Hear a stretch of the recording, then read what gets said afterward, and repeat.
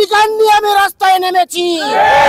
আমার অধিকার আমাকে করতে দিন, আমরা দলের বাইরে নয়। ২,৫০০ বাসী এই মনোনয়নকে প্রত্যাখ্যান করছি। আমরা চাই যে এই মনোনয়নকে পুনর্মূল্যায়ন করে পুনর্বিবেচনা করে এমন ব্যক্তিকে মনোনয়ন দেওয়া হোক যাতে আমরা ২,৫০০ আগামী দিনে বিএনপিকে বিপুল ভোটে বিজয়ী করতে পারি। নারায়ণগঞ্জ ২ আসনে আমরা এখানে পরাজিত হতে আসি না।